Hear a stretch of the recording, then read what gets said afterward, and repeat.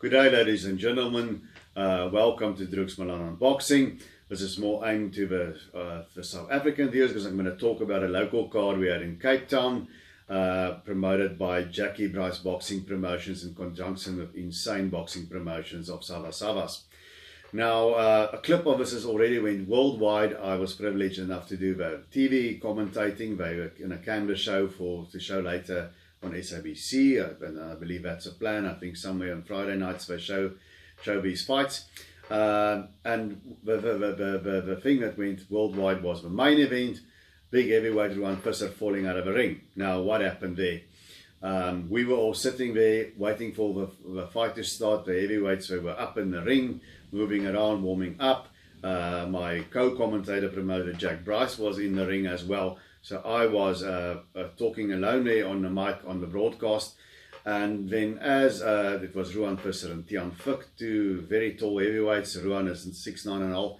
And as he sort of leaned back on the ropes to test the ropes, as they do when they warm up, the top rope snapped. He went straight over the rope, grabbed hold of one glove there on the second rope and fell on the table and smacked back, took a very hard fall on the broad of his back on the floor. And I can tell you that was a tough thing to keep commentating while that happened, and not to let a word rip on the air. But and I tried to parallel it with other weird incidents like that fan man incident in the Bo Holyfield 2 fights. You can only go on with that for so long, and luckily the production team saved me. They cut the recording. They told me in my earpiece I'm off the ear. Now, that is a really unfortunate thing, and everybody's having a go at everybody. Everybody's trying to throw the blame game. Apparently, Ruan hurt his knee. He took a hard fall. Now, firstly, these people are saying that Ruan doesn't want to fight Tian anyway. I was looking for a way out. I don't think they know what they're talking about. I don't blame Ruan's father and Steve Kalakoda for pulling him out of a fight. If a guy takes a fall like that before a fight, I mean, to let him go through a fight, that's crazy, you know. You may feel okay now, and then the trouble starts in the middle of a fight. It could have been worse. It can happen. It could have happened during a fight, and you'd sit with a no contest. But leaving the elephant in the room to one side now, what I don't want it to do is overshadow some very good performances that were on that card. There were two South African featherweight title eliminators. We had Tembani Baby Jacob Bangata, who hasn't fought since February, shoulder operation, and I was at the fight where he dislocated his shoulder, came back to fight Apiwe Masengwana, a fighter trained by the well-known chief in Jakanye from the Eastern Cape, so a serious fight. And what I saw was Bangata. You could see the inactivity in the rust. He ate a few punches there from Masengwana. He took a few shots but came back with his own. Masengwana moved well. He had looping shots around the gloves when they were on the inside, and it was the short, straight punches or short hooks on the inside. Bangata had a bit of it. And then in the second, he managed to drop Masengwana, and in the third, he stopped him.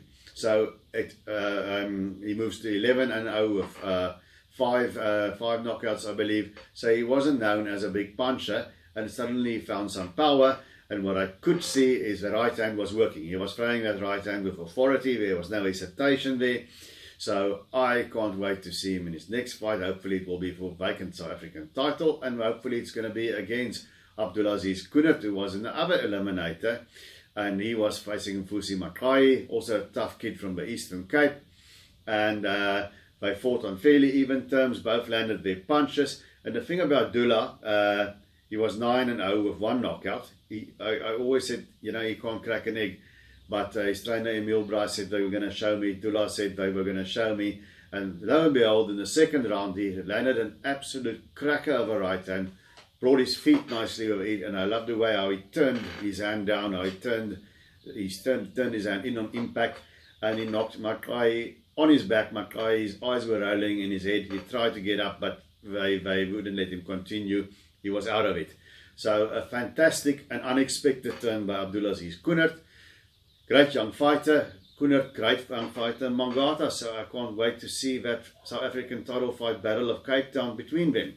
So don't let the whole brouhaha about the heavyweights falling out of the ring and that unfortunate incident of the ring rope There's apparently a big fight and PSA involved, Visser's team involved, promoters involved. Now I can't say anything more about it than that. I'm not an expert on ring construction or the legalized of it. I concentrate on what's going on in the ring. It's very unfortunate. Hopefully we'll make that fight again. And even the walkout bout after that, they fixed the ring, and then Emil Kalakouzi fought Younger Petani. I thought Younger Petani was going to upset Emil Kalakouzi because Emil he got away with unpopular split decision in his last fight. He looked so terrible in his last few performances, not good, but he looked great on there at Camps Bay. He nailed Petani at a certain point of the right hand, and he wouldn't let up. He didn't jump into him, fall into him, tackle into him, fall over. He kept it in control, and he kept his punches sharp, and he had Petani there on the ropes, and several unanswered punches later he forced a stoppage. First time in a long time, but I've seen a really good performance from Emil Kalakouzi, who takes his record now to 19-0, and I'm interested to see where he will go from here. I don't think they really want to face Emani Kalombo, who is the top guy in South Africa at the moment, quite clearly. Maybe at some point the winner of a Super 4 there between the finals in March, Andre Thijsser's kid, Brandon Thijsser against Boyd Allen. Maybe they'll roll dice for that. If not that, then fight Cristiano and Dombasi locally, or even Jimmy Mabundi for that matter. I don't see anybody else there. So I'm very interested to see if Emil Kalakouzi can build on this win and not just tread water. He fought 5 times this year and he won, but up until the Petani fight, his opponents were nothing to get excited about. So I hope he builds momentum on this and keeps fighting opponents of the same sort of level as Petani or higher and keeps moving forward, because I'm excited about Kalakouzi again. So that is my take on the fights fair at Camps Bay. Guys, please come out and support boxing again. I've seen fighters being knocked through the ropes and onto the apron and to the floor. I've never seen a rope break and a fighter fall over like that. Luckily, Ruan wasn't seriously hurt, but that is a freak occurrence. I've never seen that happen before. So hopefully we'll get to see that fight again, and hopefully we can look forward in the new year to a great South African featherweight title fight between Abdulaziz Kunert and Tembani Baby Jack Mbangata. And until I see you at the fights again, keep those gloves up.